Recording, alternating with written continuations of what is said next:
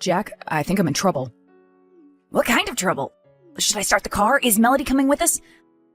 I have a few $1,000s in my savings account. We can get by using that for a while. We'll figure something out after that runs out. Whoa, slow down. It's nothing that serious. It's about Melody. Is she the one in trouble? I'll do everything in my power to help her out. You know, she's like a sister to me. Wouldn't that make her my sister? I appreciate the sentiment, but you should really work on your analogies. Sure, if you say so. So what's going on? I'm not quite sure myself. She's been acting really strange lately. I can't make sense of her actions. She seemed fine to me the last time I came over for dinner.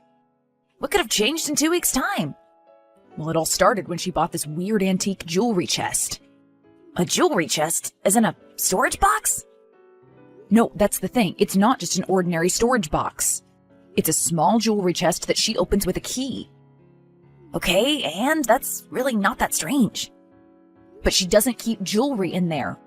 Or at least, that's what I'm assuming. None of her jewelry's left its place. You keep track of her jewelry? I see it every morning. She keeps it on her vanity table. There are a few rings, a necklace, and a few pairs of earrings. It's not difficult to notice. Okay, so what if she doesn't keep her jewelry in her jewelry box? You said so yourself, it's an antique. She probably doesn't want to damage it by using it too much. I would completely understand that, but I swear that's not the case. She asked me to never even attempt to open it when she's gone, not even to take a peek inside. I would also get that. She's the one who bought it. I respect her wishes.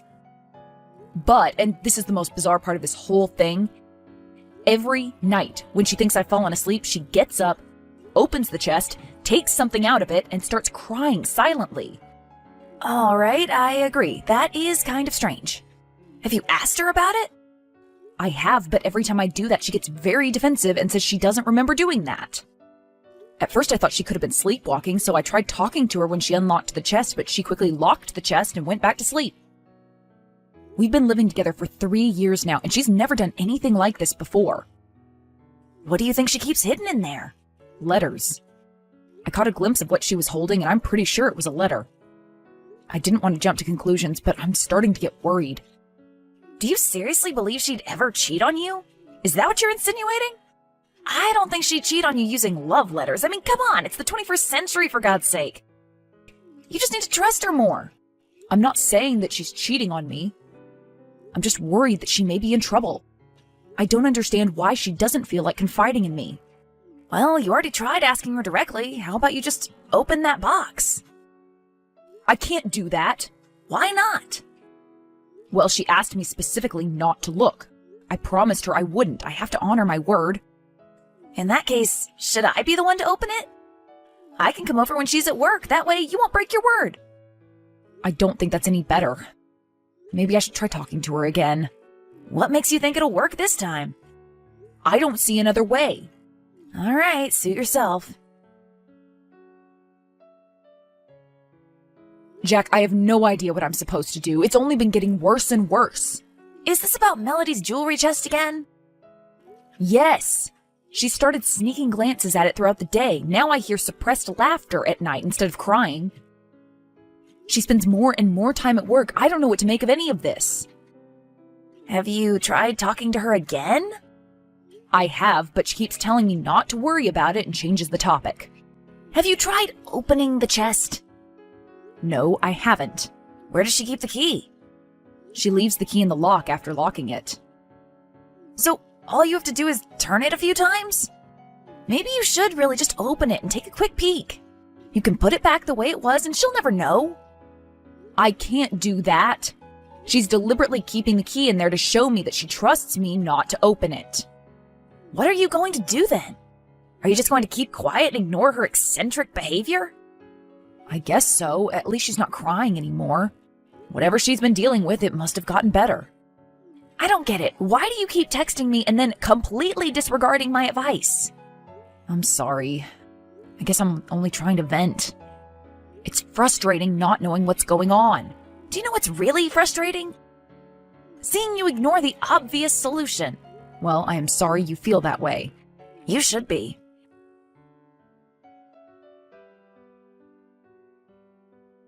Hey, Alan, are you still at work? Yes, why?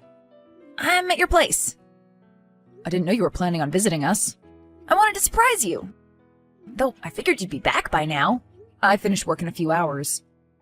Have you already forgotten your brother's schedule? I know we haven't been seeing each other all that often ever since you moved out of state, but that's still a little disheartening. Well, I know something that's sure to lift your spirits. But first, tell me, how's Melody been doing? Has she gone back to acting like her usual self? No, unfortunately not. Well, then you're going to love this news. I opened the chest. What? But I asked you not to do that. Why did you go behind my back? I know you're angry. I get it, but hear me out. I found something really interesting inside the chest. I don't want to know. Not even if it meant you could save your girlfriend from a dangerous situation? What have you found? I couldn't see any love letters inside, that's for sure. Just a small piece of paper with a random address and a date scribbled hastily on it. And how does that mean Melody's in danger? Isn't it obvious? She's meeting up with someone at night in some remote place in the woods. If that doesn't scream danger to you, I don't know what will. Okay, well, you didn't specify the details. Should we just call 911? I know I was the one saying this was dangerous, but we shouldn't make rash decisions. For all we know, she could be meeting up with her friends or family members. But now that I know where she's going, I can't help but feel worried. What if she really is in danger? And I've been idling this whole time. I should have acted sooner. This note still doesn't prove anything. We should refrain from making a hasty judgment. We could be panicking for no reason. Why don't you ask her about this? I'm sure she'll explain everything. And what do I tell her? That my brother broke into our apartment and opened the chest without permission? She'd be furious. Well, you don't know that. Just try talking it out first. I guess you're right. I should at least give her a chance to explain herself. Exactly. You get it.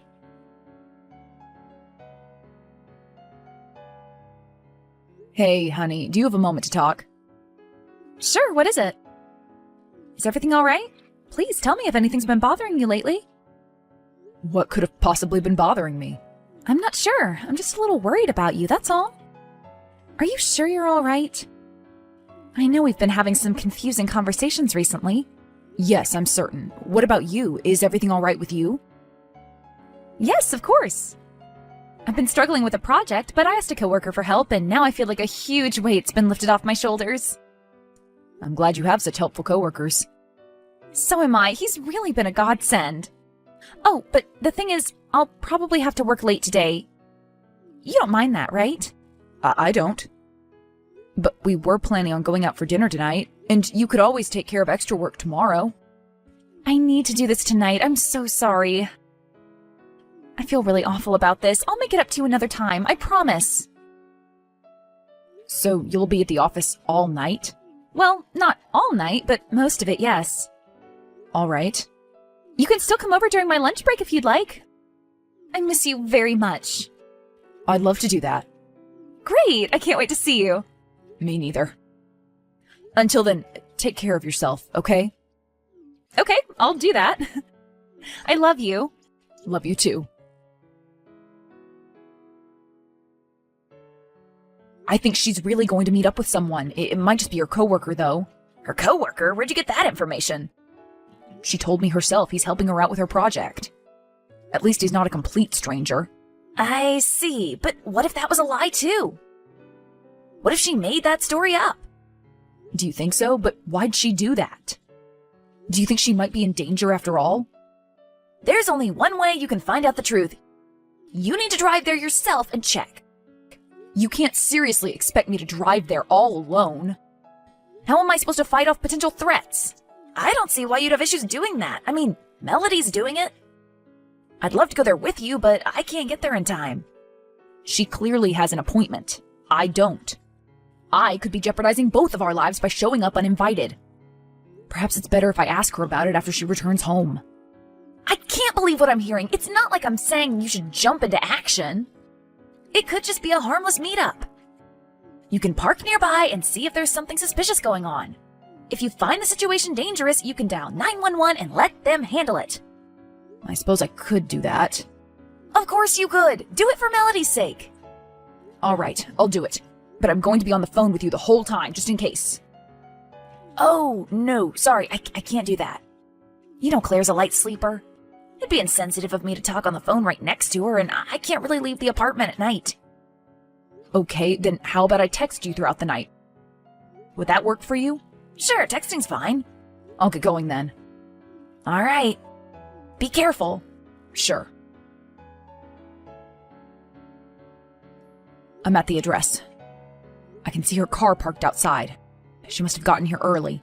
What's the place like? I can't really make it out in the dark. I think it's just a small cottage. I don't see Melody anywhere. She might be inside the cottage. Are the lights on inside? No, it's pitch black. Her car's the only one parked outside. Maybe she came here alone to relax and unwind. Well, you're only looking at the entrance. There could be another one parked at the back.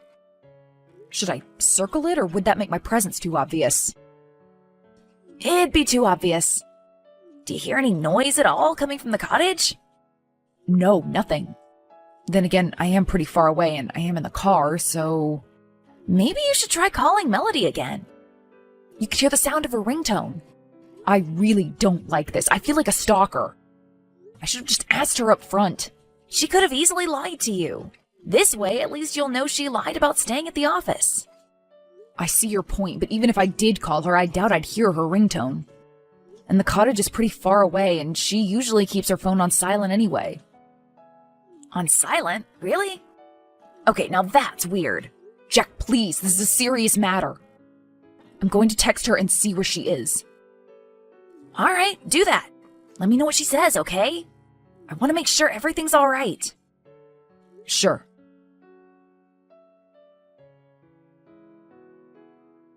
Melody, are you still at the office? No, sorry, I'm not. Could you tell me where you are? I think you already know the answer to that question. I can see your car. All right, then let me ask you this. Why would you drive all the way here at night? I wanted to visit this cottage. Melody... Jack opened the chest. He saw the note with the address. What's the meaning of all this? What's going on? I've been racking my brain, but I can't seem to understand what makes you act this way. Well, you were supposed to find out a lot sooner. But for some reason, it's been almost a month already. I don't understand what you mean.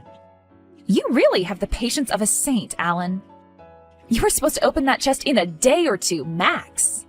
But you kept stubbornly refusing. You asked me not to open it. I know. I was trying to surprise you. I did everything I could to tempt you to open it, but you never gave in. That's why we had to take drastic measures. We? Jack and I. He's the co-worker who's been helping me out with the project I've been struggling with. He had to take matters into his hands and unlock the chest himself. So this whole time he's been in on this? Yes, I'm sorry. Maybe I should have told you the truth sooner, but then it'd feel like all this was for nothing. I still don't understand why you did this. Were you just trying to play a joke on me? Did it get out of hand? No, of course not. I just wanted to organize a fun, surprise proposal. A what? A proposal! You were supposed to open the chest, find the address, drive here at the time specified on the note, and be met with our close friends and family in the beautifully decorated cottage. Then I'd enter and propose. It seemed fun and exciting in theory, but everything went off the rails pretty quickly. I should have just stopped. I am so sorry. So what you're saying is, our friends and family members are currently in that cottage? Yes. Wait, let me turn on the lights. Do you see them inside now? I do. I asked them to park by the back entrance. Jack was supposed to keep you busy until we finished setting up. I see.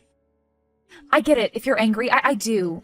You don't have to come in. You can drive away and break up with me if you'd like. I understand. Nobody's going to blame you. I'll tell everyone it was all my fault. I promise. I can't do that. Right, of course. This was a foolish idea. I should have stopped sooner. I'm so sorry. I'll drive back home and start packing my things. No, Melody, that's not what I meant. I can't drive away and break up with you. I can't do that. I love you. Despite all I've done? I admit this past month's been a lot, but I can see that it was coming from a good place. I appreciate you putting so much time and effort into planning the proposal. Had it gone according to the plan, I'm sure I'd have loved it. Do you really mean that? Of course. Well, then I admire your patience and your insistence on respecting my wishes. I was being far too selfish. I don't even know why I kept going with this. Can you ever forgive me? I'm sure I can do that. I'm just glad that you're not in danger. But I'm guessing you won't be accepting my proposal tonight. I don't think I want the memory of our engagement to be tied to this day. Let's do it another time in the future. I can join you for the party, but that's about all I can do for now. Right, of course, I get it. I'm sorry all your hard work had to go to waste. Oh, please, don't apologize. I just want to forget I ever thought this would be a good idea. I feel awful. It's okay. It could have been worse, right? Well, that's one way of looking at it. What can I say? I am a hopeless optimist. Are you really? Well, yes. Deep down in my heart, I really am. I love that. I love everything about you. I'm so happy you aren't giving up on me. No, of course not. I'm ready to work through these things together. Although, if we're going to get married, we definitely need to work on improving our communication skills. Of course, I promise, no more secrets and no more surprises. Well, maybe a bit more surprises. As you wish. I'll do everything in my power to make up for this. I'll start with this. Are you holding a gift? I can't quite see from here. Well, then you should come over here. We can at least enjoy the food and drinks together. I'll give you your engagement gift despite the fact that you rejected my proposal. All right, thank you. I'll be right there. We had a great time with our friends and family. Nobody even mentioned an engagement. Melody acknowledged her mistakes, and we both worked very hard to mend our relationship. We made sure to communicate our thoughts and feelings clearly, and we strictly forbade surprises that take more than a day to take effect. I also had a chat with my brother. He apologized profusely. 3 years after that day, Melody and I got engaged for real. This time, the proposal was much more down to earth and much less exciting. Everything was perfect.